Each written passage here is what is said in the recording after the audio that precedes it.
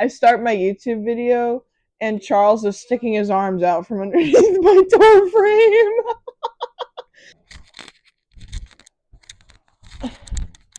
Oh, now my books have fallen. That's cute.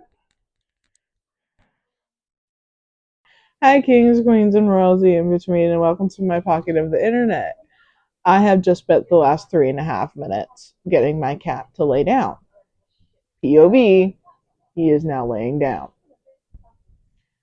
Today's video is actually just going to be a silly little sit down. We are going to hear me be overly dramatic about how much I love these books, because these are the books I would sell my soul to read for the first time.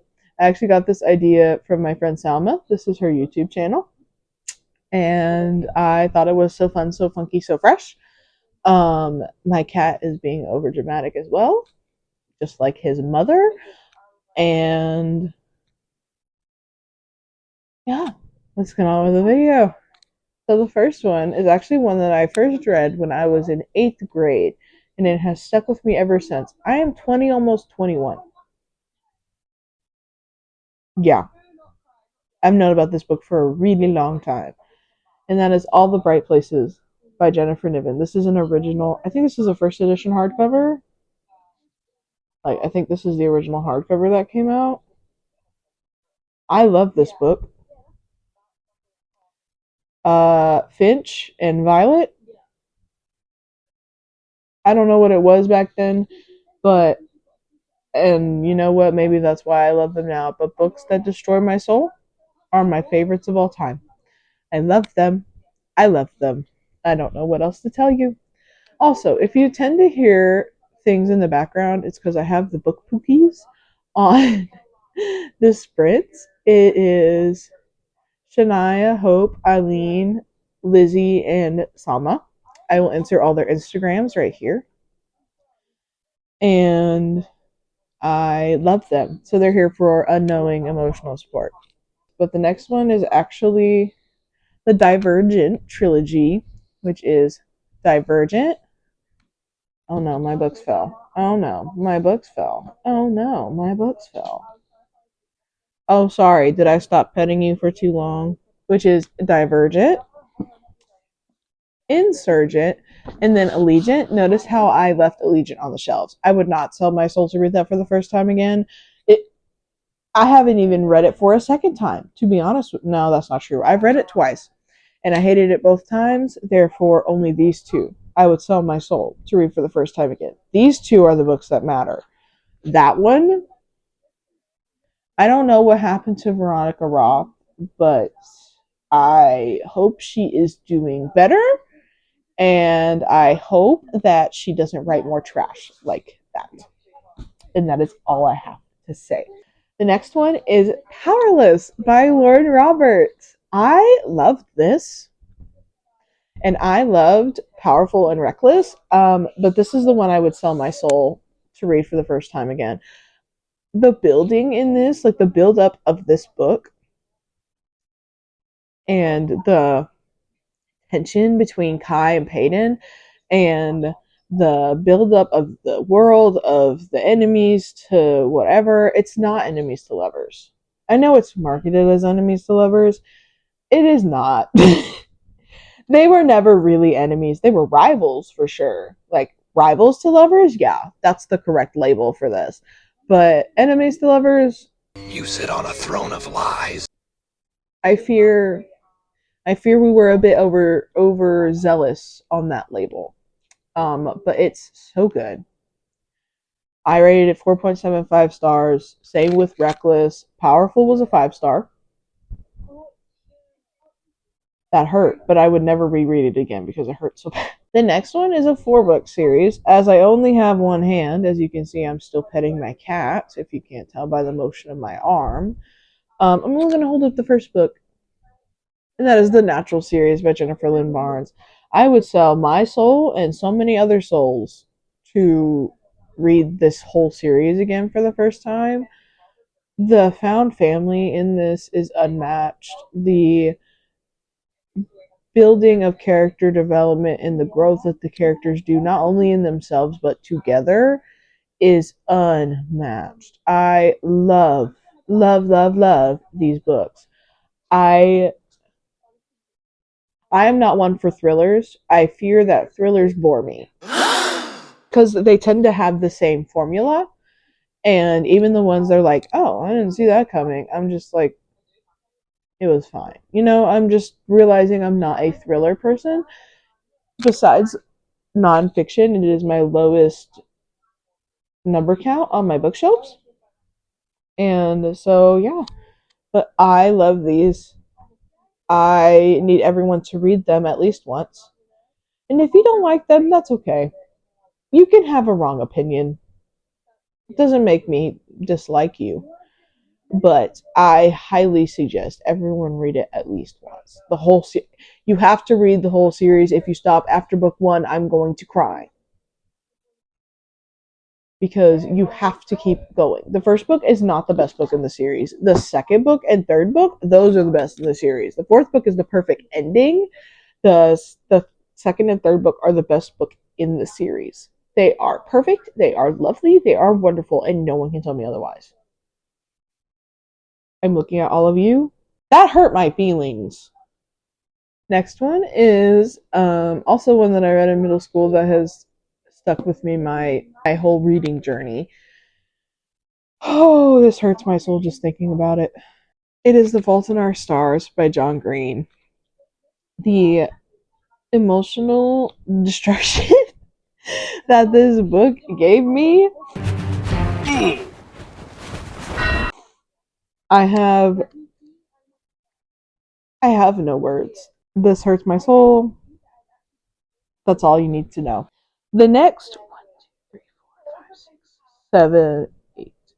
Most of the rest of these are going to surprise literally nobody. And if you want to comment about how much I talk about these books, keep it to yourself. Keep it to yourself. Because I simply would never stop talking about these books. And that's all you need. That's all the preference you get. That's all the warning you get. Of course, we're starting with Daisy Hates. I love Daisy Hates. I love Daisy and Christian. I love Julian. The ending of this book, that was me. I hit my head with the book too many times. I was crying. I was throwing up everywhere. It's not even the saddest book in the series, and yet here I am. Here I am. The next book is one that I actually convinced my friend Salma to read. She talks about it in the video that I'm copying, LOL. And I actually bought it for my friend Shania as well, who also has a booktube channel. Go subscribe. And that would be one of my first 6-star book of the year, my book that made me have a higher standard of men. The book that sits with me, that will probably sit with me for the rest of my life, and that is Just for the Summer by Abby Jimenez. I don't know what she put in this book.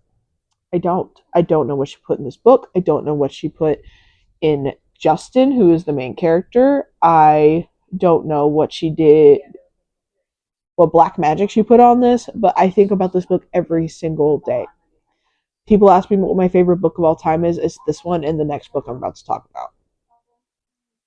I don't know what this book did to me, but it changed my brain chemistry for the rest of my life. The next one will surprise literally nobody. I talk about this book more than I talk about most things. And when I tell you, I don't care. When I tell you, I don't care about your opinions. When I tell you, I could not give less of a care if you like this book or hate this book. Actually, I care so much if you love this book. If you don't like this book, don't tell me. Don't hurt my feelings like that. How dare you hurt my feelings like that? That is This Is How You Lose the Time War by Amal El Moter and Max Gladstone.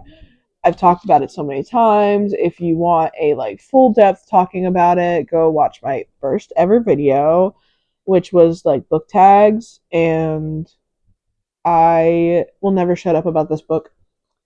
I've read it 3 times now, and it just gets better and better on every reread. And I actually highly recommend reading this book twice before posting an opinion. And that sounds like, oh, I just want you to read it multiple times, which, yes, I want you to read this book multiple times. But you get so much from it the more you read it. It's like things you didn't notice at first, you notice in the second one. And things you don't notice in the second and first, you notice in the third reread. It's like it keeps giving you things It's giving he, she, we, they, them, non-binary, vegan, vegetarian. that you didn't know were there. And I like, if this book has no fans, I'm dead. If this book has no fans, I'm dead. The next book is kind of the same statement. If nobody loves this book, then I am dead. And that is Beach Read by Emily Henry. I don't know. This is the same thing for like Abby Jimenez. I don't know what she put in this book. I don't know what drugs I'm calling the weed. she put in here. But I just have a couple of questions. Emily Henry, how did you get into my worst nightmares? How did you get into my deep, darkest fears about myself as well as my family, and yet wrote it so beautifully to where I felt so recognized and so seen? Emily Henry does witchcraft, and you know what? I'm okay with it. Oh, hell no. Oh, the next one is actually a series that is incompleted. The third one comes out in March, and when I tell you I am on the edge of my seat for it. Ugh. Anyways, I actually discovered this series last year from a YouTuber called Newly Nova. Go subscribe. I love her. I heard King Arthur. I heard FMC like Stronghold, Chosen One but Not Cliche, and I said I'm there. And guess what? I'm still here because I think about these books all the time. I would sell my soul to read them for the first time again. And that is Legendborn by Tracy Deonn and Bloodmarked by Tracy Deonn. Also, I would sell my soul to make this discovery again that the paperback spines make a sword. And the third one's going to go right here. I would do ungodly things to read those books for the first time again. The way that the characters develop, the way that the romance just kind of goes, and it's like subplot, definitely subplot of romance with fantasy being the forefront, and it's just so good. King Arthur is a crazy legend as it is. Like that is a crazy legend, and then for how Tracy Deonn put that in here, how Tracy Deonn stuffed that in these books, I will never be the same. I was a different Ollie before I read these books. And I'm a different Ollie now that I have them in my brain. I would sell my soul to read them for the first time again. And I stand on that statement. That is probably the truest statement I will make in this video. I think about those books. When people ask me about my favorite YA fantasy, I recommend those books every single time without fail.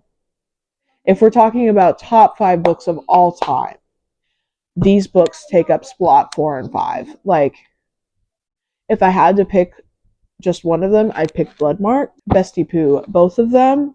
This is the perfect first book, and this is the perfect middle book. So I'm a person that feels like trilogies should be saved if you can actually make the story stretch that well. Like, one of the books I mentioned earlier, Powerless by Lauren Roberts. The second book is called Reckless, and that is 100% a filler book. Now, I love a good filler book. That probably just messed up my audio, but that's none of my business. I love a good filler book. I love a good filler book, especially if it's like something that's super dense, and then like the middle book is just kind of there.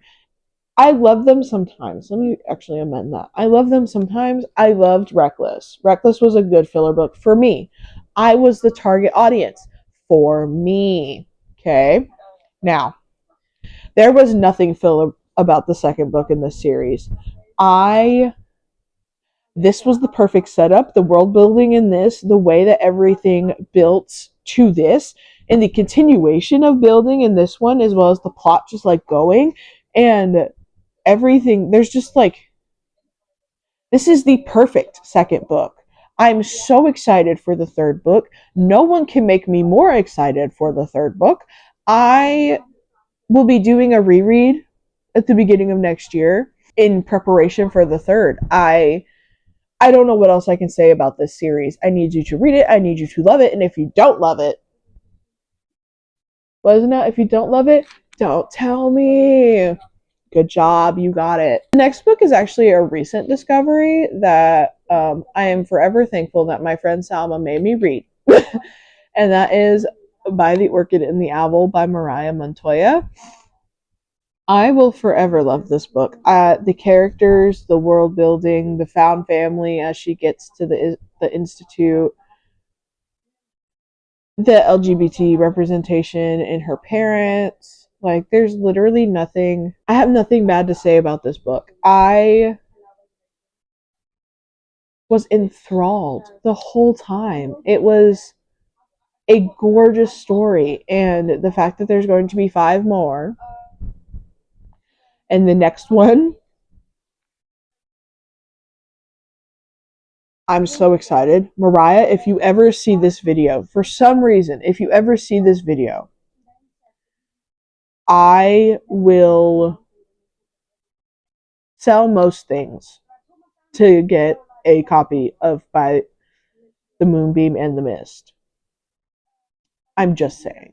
Next one is also a recent add to the list, aka I haven't even finished this book yet, but the way that I would sell my soul to reread the whole series for the first time, that is Zodiac Academy. I'm currently holding up the 3rd book because so far it's my favorite, and I'm kind of terrified of where it's going to go. Um, did I expect to love this series? Absolutely not. I expected to be kind of middle of the road about it, especially from what I was told before reading the first book. I was like, it's gonna be fine, whatever. I have read 3 books in 3 days. That is how deep in this world I put myself. And I have no intention of going back. I have no intention of going back to the person I was before I read these books. I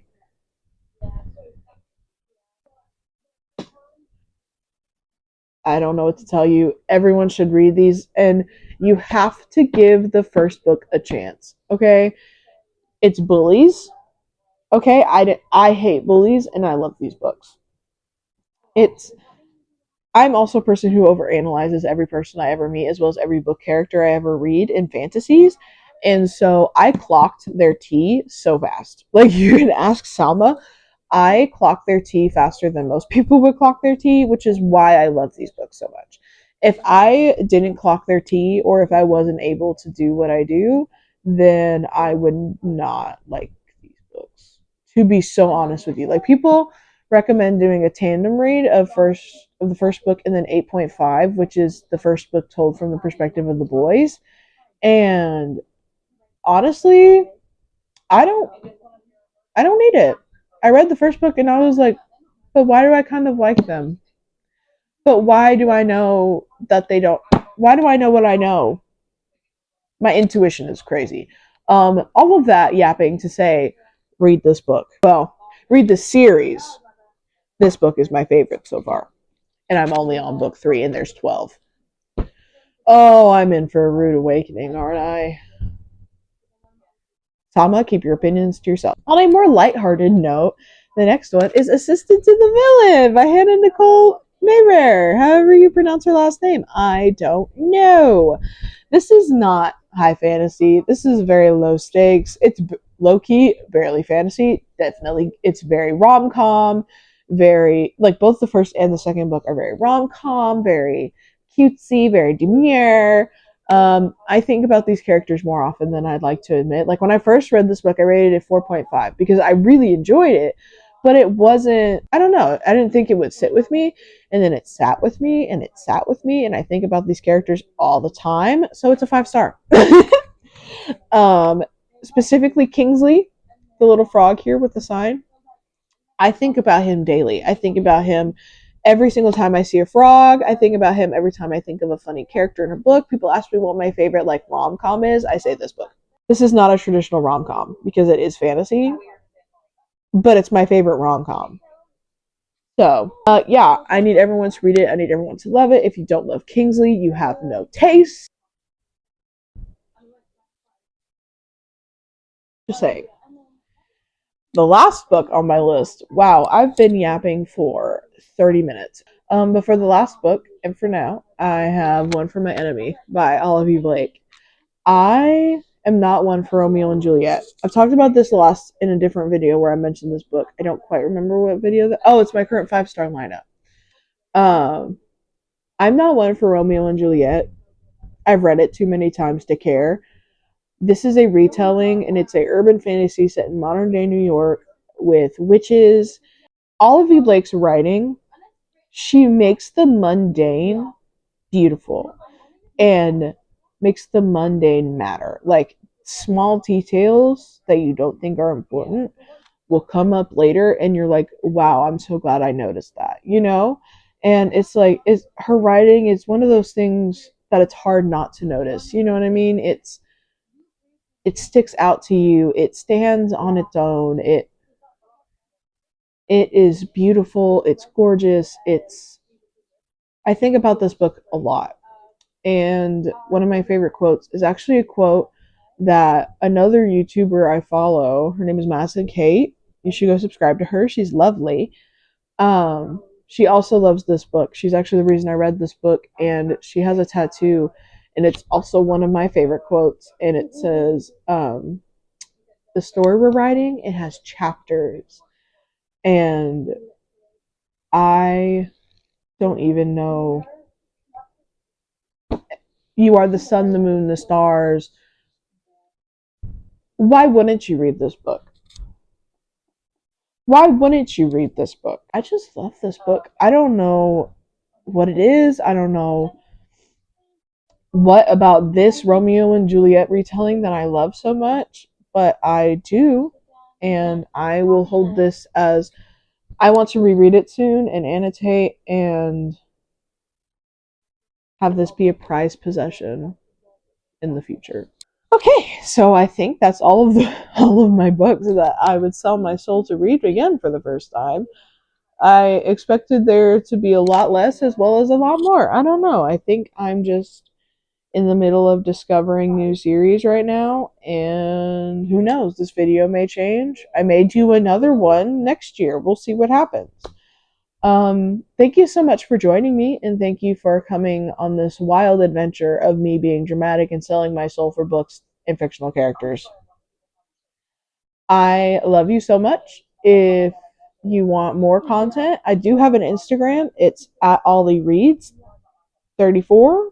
I mainly post on my story. I do make actual Instagram posts, but I mainly just post funny things on my story and support the book cookies. So if you liked this video, make sure to like and subscribe and share it with your friends and family because I want to take over the world one internet stream at a time. I love you guys so very, very much. Thanks again for joining me, and I hope to see you next time. Bye, guys.